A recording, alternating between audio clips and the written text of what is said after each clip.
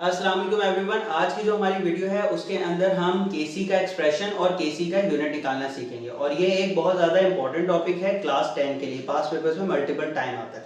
अच्छा देखो, सबसे पहले केसी का यूनिट निकालने के लिए आपको सबसे पहले ये पता होना चाहिए कि सिर्फ रिवर्सिबल रिएक्शंस जो हैं उसके अंदर हो सकता है, और रिवर्सिबल जो रिएक्शंस हैं उनका एक्सप्रेशन क्या होता है कि उसके अंदर डबल हेडेड एरो नजर आ रहा होता है।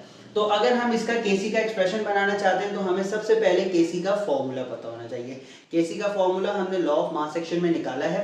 उसका फॉर्मूला क्या है कि KC is equal to product over reactant. अब आपको एक बात पता है कि हमारा कोई भी केमिकल रिएक्शन होता है उसके अंदर दो चीजें होती हैं। केसी का एक्सप्रेशन किस तरह लिखते हैं? सबसे पहले हमारे किसी भी केमिकल से पहले उसका एक कोफिशिएंट लिखा होता है। जहां कुछ नहीं होता वहां क्या होता है? वहां 1 होता है। तो इसके ऊपर हम प्रोडक्ट ओवर रेक्टेंट का एक्सप्रेशन बनाएंगे। तो हमें केसी का फॉर्मूला पता है प्रोडक्ट ओवर रेक्टेंट। इसमें प्रोडक्ट साइड ये रही है, तो अब इसके ऊपर 1 नहीं है, कुछ भी नहीं है, तो 1 है तो 1 क्या बन जाएगा? पावर बन जाएगा। कोफिशिएंट कुछ नहीं है, 1 है तो क्या हो जाएगा? 1 पावर बन जाएगा। ब्रैकेट के अंदर क्या आएगा? CO और 1 पावर बन जाएगा। 1 को हम लिखते नहीं है। वाटर से पहले कुछ नहीं है कोफिशिएंट, तो क्या आ जाएगा? H2O और ऊपर ब्रैकेट आ जाएगी। इसी तरीके से प्रोडक्ट हमारे पास मुकम्मल हो गया। अब हम रेक्टेंट की तरफ जाते हैं। ये हमारा रेक्टेंट साइड आ गया। तो अब हम इससे पहले कुछ नहीं है, कोई पावर नहीं है, तो क्या आ जाएगा? CO2। H2 से पहले कुछ नहीं है, कोई पावर नहीं है, तो क्या आ जाएगा? H2। ठीक है। अब हम केसी का, हमें ये बात पता है कि जो K है वो किसको डोनेट करता है? इक्विलिब्रियम को। और जो C है वो किसको बताती है? कंसंट्रेशन को। और हमें ये बात पता है कि जो हमारी केमिस्ट्री है उसके अंदर जो हम कंसंट्रेशन का यूनिट लिखते हैं वो क्या लिखते हैं? कंसंट्रेशन का यूनिट क्या लिखा जाता है? मोल। MOL है इसका यूनिट, MOLE नहीं है यूनिट मोल का, वो उसकी डेफिनेशन का नाम है। MOL मोल DM -3। ये किस फॉर्म में पाया जाता है? ये फॉर्म में पाया जाता है मोल, उसके बाद DM3 की फॉर्म में। अगर ये चीज डिवाइड में मैं उसे ऊपर मल्टीप्लाई में लेके जाऊंगा तो प्लस का साइन किस में हो जाएगा? माइनस में। तो मैंने मोल DM³ माइनस DM -3 कर लिया, क्योंकि ये डिवाइड से मैं मल्टीप्लाई में लेके गया। तो मेरे पास इस एक की कंसंट्रेशन क्या आ गई? मोल DM -3। तो मेरे केसी का एक्सप्रेशन क्या आ गया?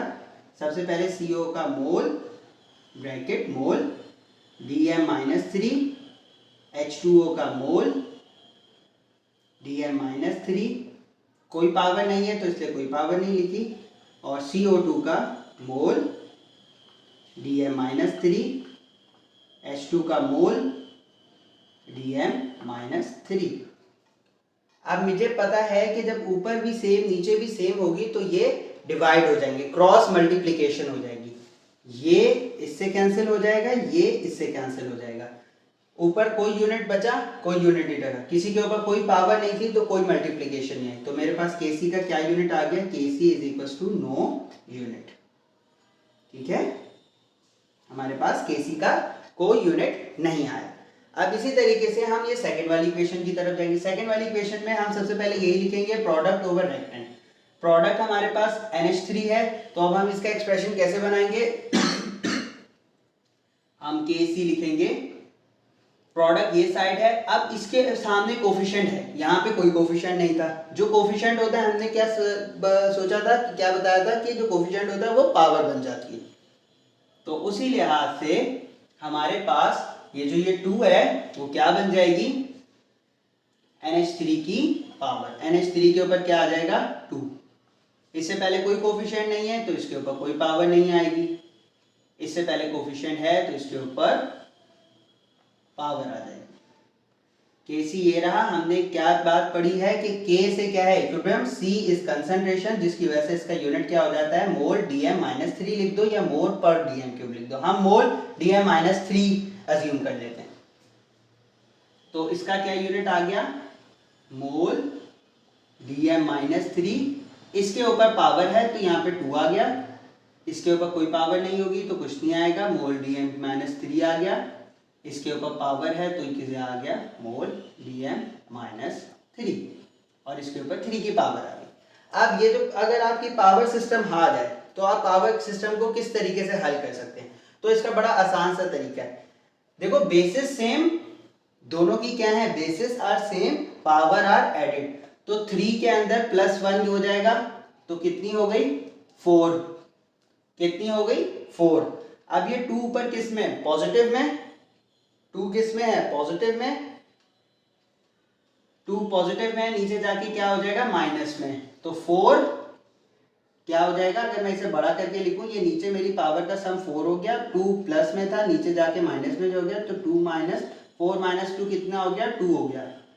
तो मेरे पास इसके ऊपर जो कंप्लीट पावर आ गई वो कितनी आ गई? 2। दोबारा समझते हैं। मोल पर dm क्यूब, इसके ऊपर स्क्वायर था, n2 की जगह मोल dm क्यूब आया, कोई पावर नहीं, इसके ऊपर क्यूब था तो मोल dm क्यूब प्लस 3 आ गया। Basis are same, powers are add, 3 इसका प्लस 1 इसका, तो 3 + 1 कितने के बराबर हो गया? 4। अब नीचे कितनी पावर है? 4, ऊपर 2 है, नीचे चला जाएगा तो -2 हो जाएगा, तो 4 - 2 = 2। अब ये 2 कहाँ रहेगा? क्योंकि ऊपर से तो 2 आके नीचे खत्म हो गया, ये 2 किसकी बन जाएगी? इसकी पावर बन जाएगी। तो अगर देखा जाए इसके ऊपर अब क्या पावर आ गई? 2 की पावर आ गई। क्या पावर आ गई? 2 की पावर, जो कहां से आई है? हमारे पास नीचे से पावर आई है।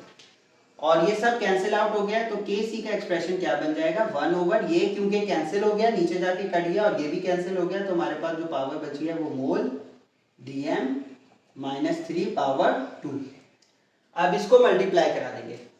Kc ये रहा हमारे पास, 1 ये रहा, mole square 2 × 1 = 2 dot dm minus ऐसे रहा, 2 × 3 = 6 -6।